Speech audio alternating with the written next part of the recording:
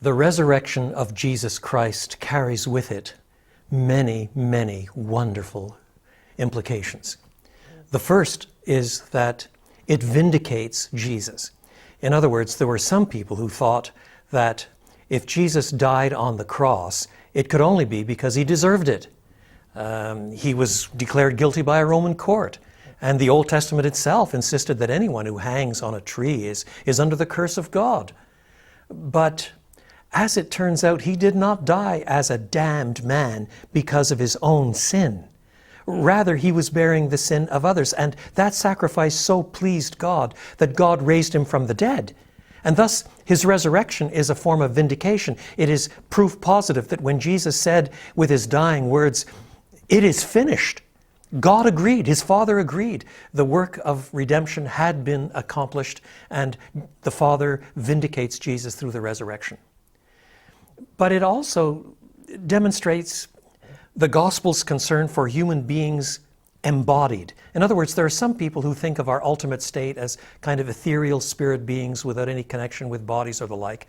But part of elementary, fundamental Christian truth is that in the new heaven and the new earth, the ultimate goal, the home of righteousness, there will be not just heavenly existence, it's earthly existence.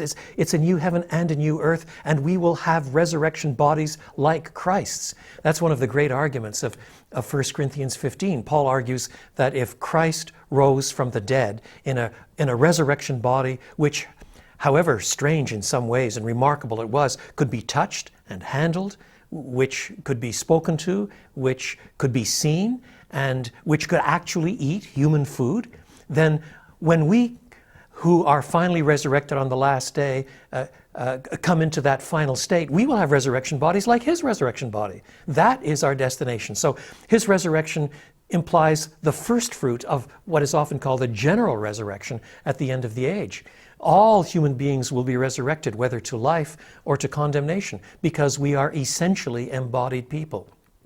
And with this comes also a vision of life and existence beyond this life. We should not think that Christianity merely sorts out some problems in our lives here. Rather, the ultimate goal is beyond this life.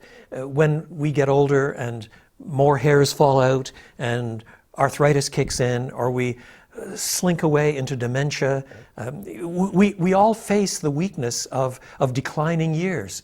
And suddenly resurrection existence begins to look very good indeed, because our hope is not to survive to 70 or 80 or even 90.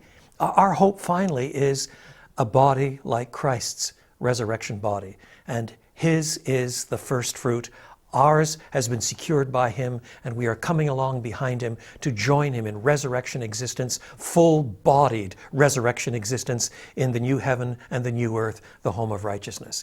That's why 1 Corinthians 15, the great resurrection chapter, ends with the words, "Wherefore encourage one another with these words."